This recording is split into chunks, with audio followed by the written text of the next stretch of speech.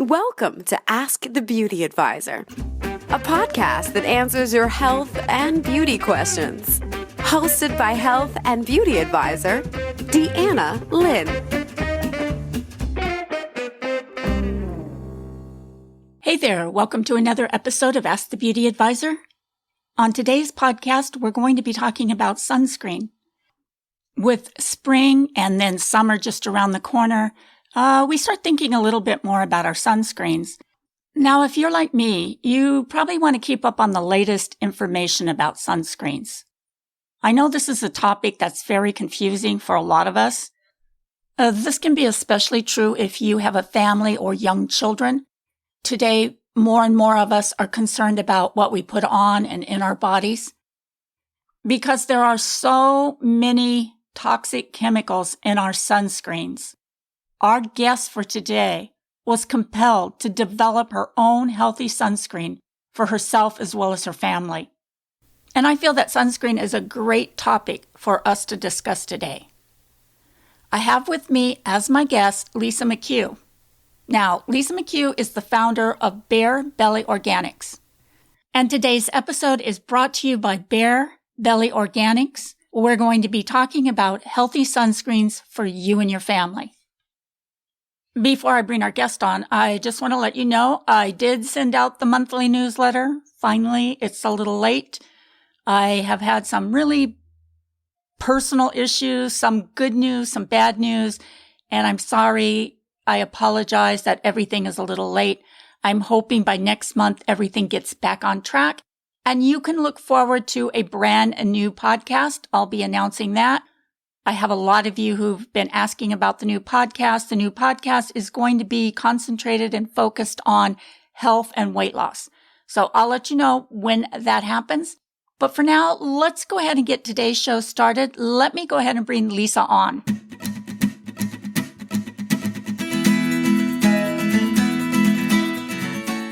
Hey there, Lisa. Thanks for joining us today. It is really great to have you here. Thanks. It's so good to be here. Yeah, it's the weather's a little better today in California, huh? Yeah. Still waiting for spring. We had a lot of rain. We did. It made up for all those years when we barely had any rain. I know. It was such a drought last year. The hardest thing for me is I live down the Camarillo grade, and when it rains, there's flash flood warnings, and I can't get out. I can't get up the grade to go to work. I can't, it's like... Oh. I hate that. Yeah, all right, Lisa, let me pull up your info here. Let's go ahead and start today. We want to jump right into our topic today.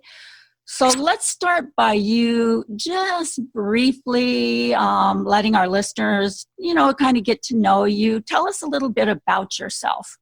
Well, I am a mom of 5. My oldest is 16 and a half. My second one came 14 months later before I knew what I was doing. Yeah. So those two are really close. Then I have 2 girls, and my youngest is 6, and he has cerebral palsy. Oh, so no. I am a nurse. Most of my working background is ICU, pediatric ICU, and I also worked in neonatal ICU, and before that I worked in the medical unit, but most of my experience was pediatric ICU. And I'm not working right now. I'm running my sunscreen business and taking care of my son with cerebral palsy and running around my children who are all busy with different things. Oh, wow, Lisa. It sounds like you have a lot on your plate. My goodness. Well, then, Lisa, why don't you tell us what you're the most passionate about? Well, when I moved to Atlanta, I was pretty shocked about how many of my patients in the ICU had cancer, and they were suffering from like septic shock or some other side effect from, having chemotherapy or immunosuppression or whatever. And I couldn't figure out, was I just noticing more cancer or was it true? And I just started Googling and, looking up questions.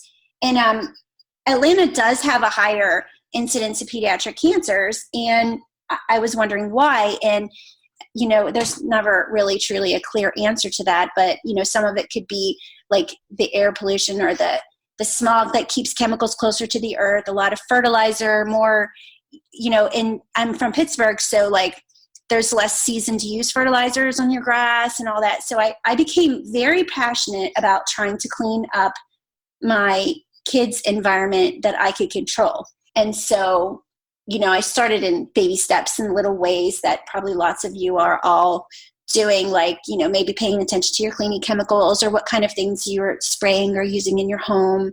And just, feeding my kids as healthy as I can, all the food issues. So Yeah. I'm kind of passionate about it. I got a little bit obsessed and I backed off a little because I kind of, it's easy to go too far. It really is. It's like the more you know, the more obsessed you become with this.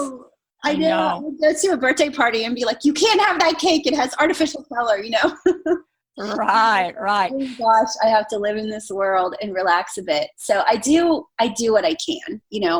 They're outside, they go to school and parties and do things and, breathe air that's not good and eat things that aren't good. But I do my best at home, So I guess good health is your hobby right now, right? It is. I mean, we all love our kids and we want the best for them. And I hope that, we build up a healthy little immune system and, they go out there and they can handle what's out there. So your motivation, I guess, for your company, which is Bare Belly Organics, is that right? Yes. All right. So tell us how you got started. Tell us the story behind Bare Belly.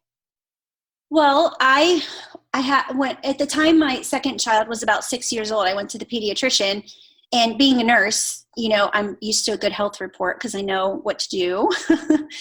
Of course, I always mess up being it's funny because like when I think my kid must have an ear infection and I go to the doctor, they don't. And when I go, oh, it's just a cold, it's nothing, and I don't take them, it's always something. So like, it's so funny. The more I know, the worse of a mom I become. Right.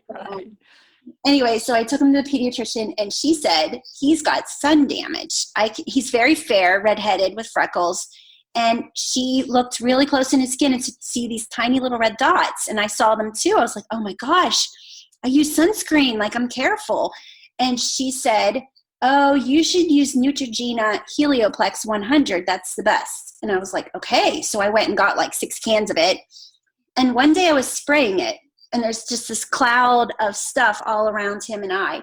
And I noticed the can said, do not inhale. And I was like, what the heck? Why? Like, why would I be spraying this? How would you not inhale something that's like a cloud around you?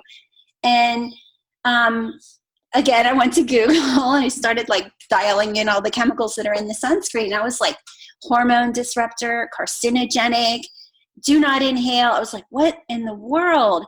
And then I was trying to figure out like why does the FDA allow these chemicals in our sunscreen if they're so bad for us? And basically the answer that I found to that is because they're better than skin cancer. So they feel like the risk is lower and so they approve it. And I wasn't okay with that.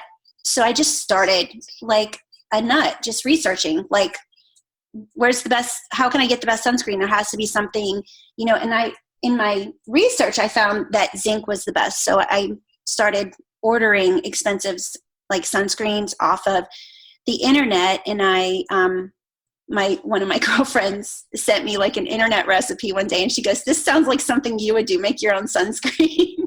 Right. I meant it as a joke, but she didn't know at the time like what I was feeling and thinking. And I was like, I'm doing it. So I did. And she ended up becoming my business partner. But it all started with some little internet recipe and, just the awareness that we shouldn't be breathing all these chemicals that we're spraying on our skin. So now your line, Bare Belly, are you in any major stores? We're not because, we manufacture everything by hand and, I'm still sticking the labels on and shrink wrap and mailing out orders, and it would be really hard for me to do more volume and lower individual costs for like wholesale accounts. I would just be like working all day making sunscreen for like a fraction of the price, and my goal isn't that. I just want to provide a good sunscreen. I didn't start out like wanting to make money or wanting to have a successful business, really. I just wanted, when I found a recipe that I liked for my own kids, my friends started asking for it. And, the FDA bans the sale of sunscreen that's not SPF tested. And I really couldn't sell it. And my girlfriend was like, we need to do this. Let's do this. Like, she really liked it too. And we got it tested and, came up with a name and made a label, all of that, like the graphics and everything. We didn't hire anybody to do it. We figured it all out on our own. So it doesn't make sense for me to work around the clock making as much as I can and selling it for very little. So you did start making the products at home. You never worked with a lab. No, I'm still making them at home. Wow, Lisa, that is truly amazing. I love entrepreneurs that just fell into business, Some people try so hard to get into business, and it sounds like you just fell into it. Pretty amazing. And now, while I was doing some research on you and your products, I went to your website, and you have some information posted there on 2 different types of sunscreens. Would you mind sharing that information with us today on the podcast? Sure. There are 2 types of sunscreen. There's chemical and physical. The FDA approves only certain main ingredients to be used as sunscreen, and all of them are chemical and only 2 of them are physical. That's zinc and titanium dioxide. A chemical sunscreen works by, it is meant to be absorbed into your skin cell. Like, that's the way it works, and that's what it's meant to do. So when you put it on your skin, whether you spray it or, rub it on with a lotion or whatever, if you read the bottle of sunscreen, it says that you're supposed to wait 15 minutes before you go out into the sun. And the reason for that is so that the chemical has time to get absorbed into your skin cell so that it can absorb the UVA, UVB rays when you go out in the sun. If you go out in the sun too soon, it's not ready and it won't start working right away. So what you're saying, say that one more time. Let's get that straight.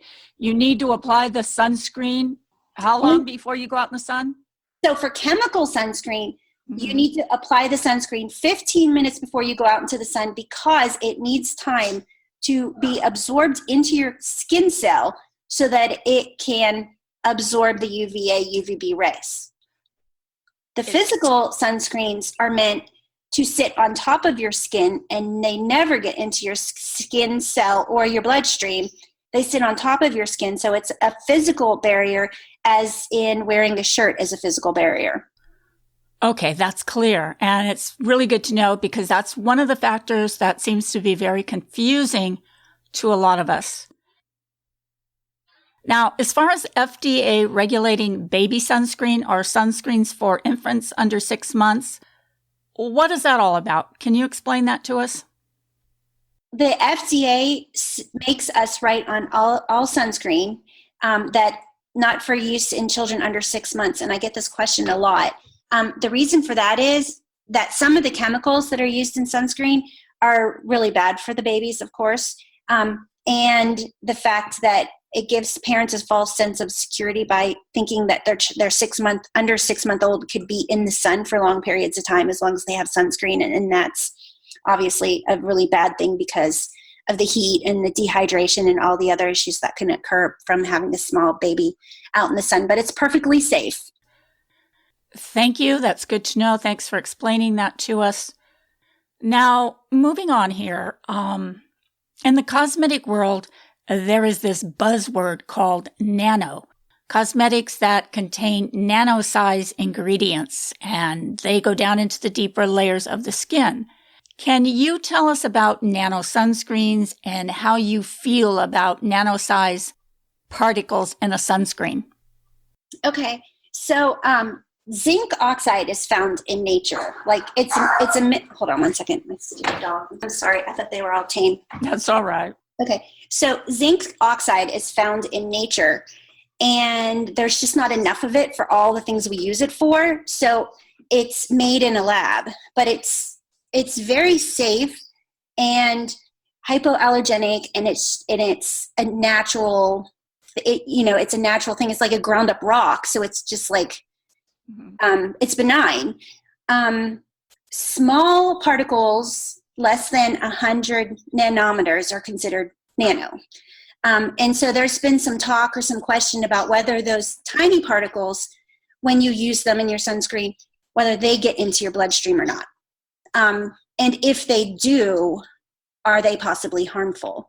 And most of the stuff I've read, I can't really find anything that like proves that they're harmful, but I don't use nanoparticles because I feel like my customer base, wants the cleanest, purest, less risk. To me, I don't want anything in my kid's bloodstream that doesn't belong there.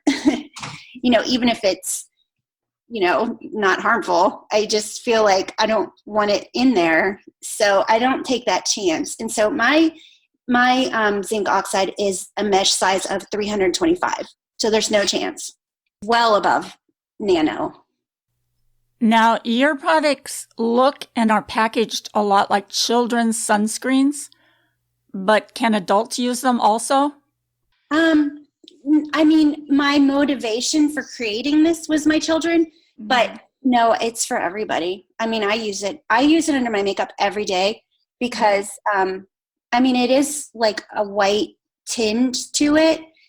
It actually it's kind of like concealer in a way, like that white layer kind of lightens my skin when I put my makeup on it and kind of blends. It's used in cosmetics a lot. It's used in paint, diaper cream, baby powders, dandruff shampoos. It's used in burn units in hospitals. We used it in the burn unit on open wounds to help heal the burns. So it's just it's hypoallergenic.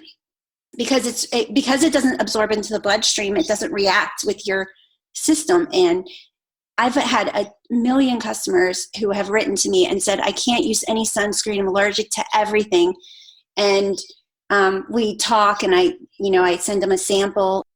They can use it. Every single person that I have talked to that had sunscreen allergies has been able to use my sunscreen. I'm sure there's somebody out there that can't, but so far I'm at 100%. Well, that's great. Now let's just reiterate. You're talking about zinc oxide, which is the main ingredient in your sunscreen. Okay. I want to make that clear. All right. So, titanium is supposed to be pretty safe too, but it doesn't have quite as much UVA protection. And I just chose zinc because it's like the FDA has said that zinc is the best broad spectrum UVA and UVB reflector approved for use in sunscreen. So if it's the best one, that's all I need. I don't need to blend it with other things. Some people blend it with chemicals so that they can use less of it and it would be less white.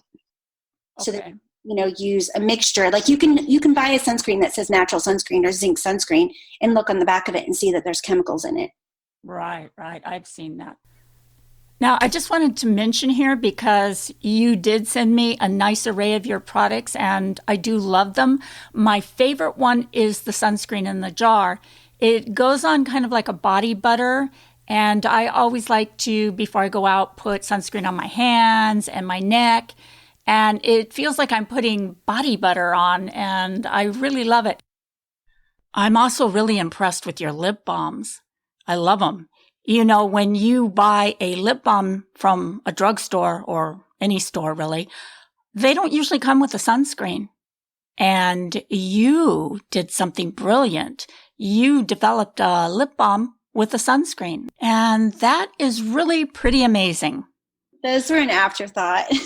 Yeah, no, they're good. I know a lot of times when I was doing facials and my customers would ask me for a lip protector that had a little sunscreen in it. So I think that was brilliant.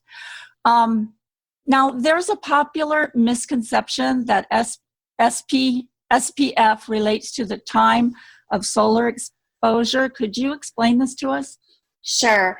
SPF is a number that tells you how much longer you can stay in the sun without burning. So for instance, if it takes you 30 minutes to get red in the sun with nothing on your skin and you start to get a sunburn, if you put a SPF of 100 on your skin, that means you could stay in the sun for 50 hours. Okay. without getting red. And it has nothing at all to do with SPF values only indicate the UVB protection, which is the rays that cause you to sunburn. They're not the rays that cause you to get skin cancer or aging. So an SPF of 100, even if you could stay in the sun 50 times longer without getting burnt, you would still get the harmful rays that cause skin cancer. The FDA started to regulate sunscreen, and that was a big issue because people thought that they were protected if they were wearing a really high number SPF, and it was actually not true.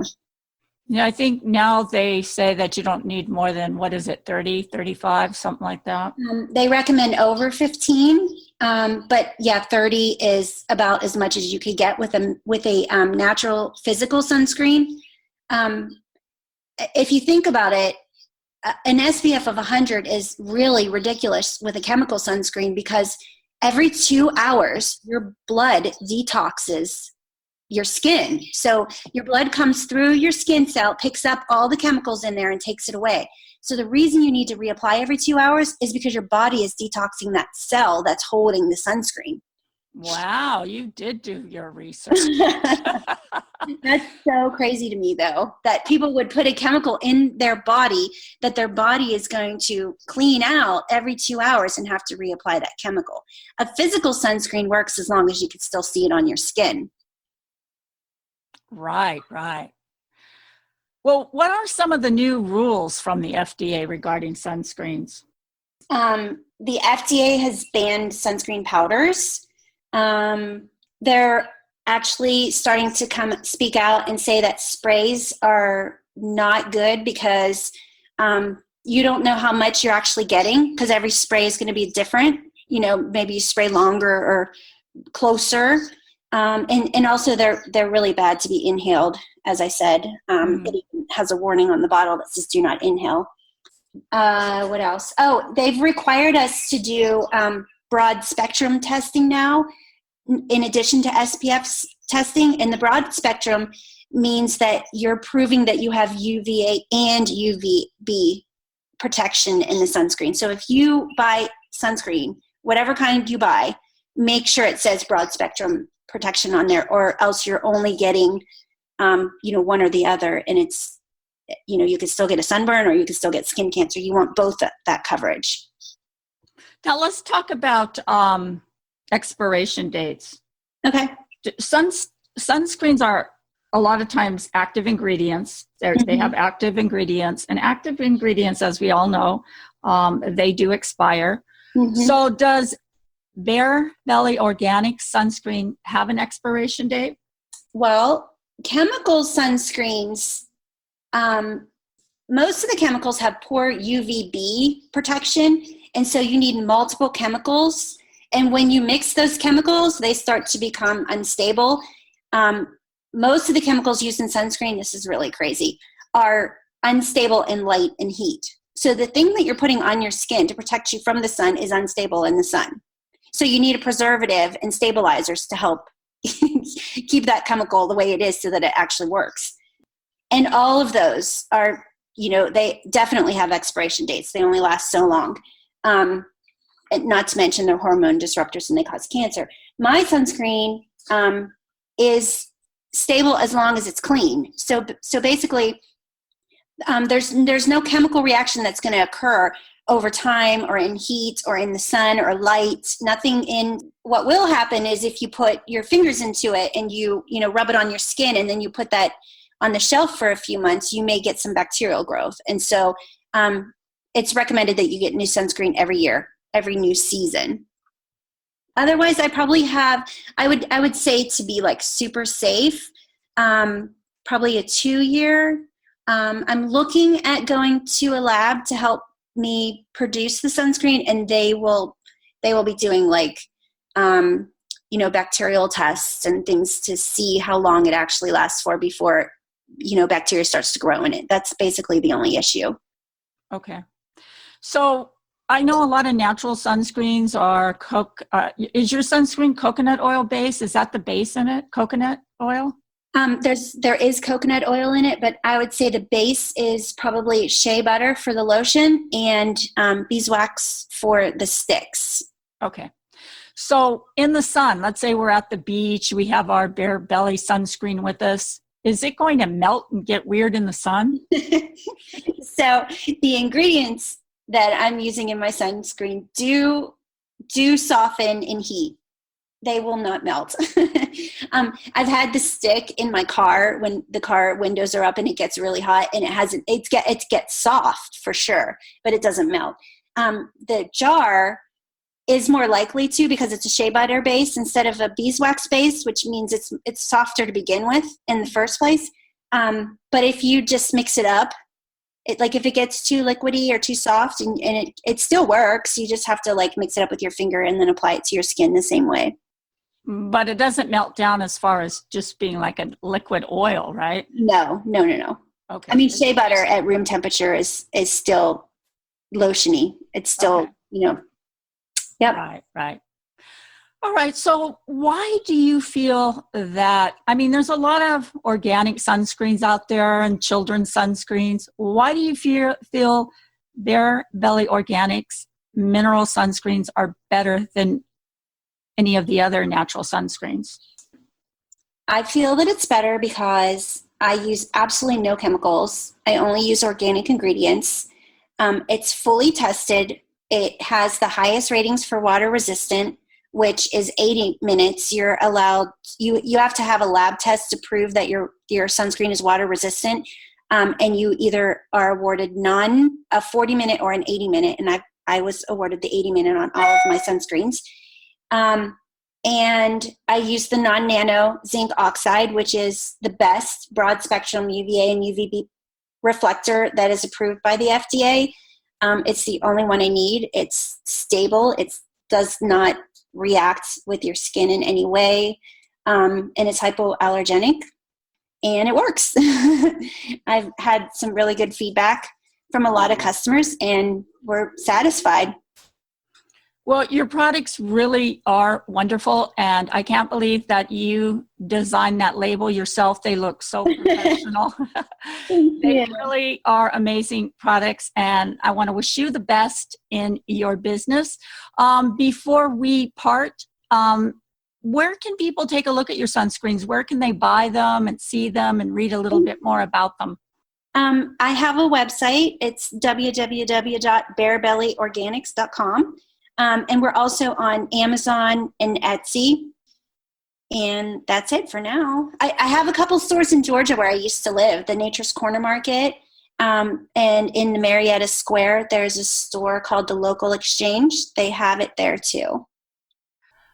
There will also be a link to Lisa's website, Bare Belly Organics, in the show notes. These are great products. You have to check them out, especially if you have a family. They're great family sunscreens. I have been using the products myself. I love them. I can highly recommend them to anyone listening today. And, well, hey guys, this is pretty amazing stuff. Don't forget to check it out. Is there anything else you'd like to add before I close out the show today, Lisa? I can't think of anything. We covered everything, right? Yeah, a lot. Yeah, we did. Well, thank you very much, Lisa, for being on. It was a pleasure talking to you and getting to know you. And I want to wish you the best with your business. Thank you. It's a lot of fun.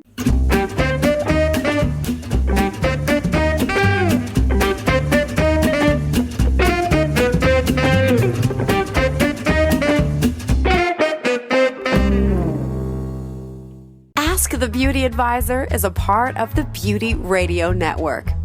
If you have a podcast or need help in starting a podcast and would like to be a part of a free, supportive network, then learn more by contacting Deanna at beautyradionetwork.com.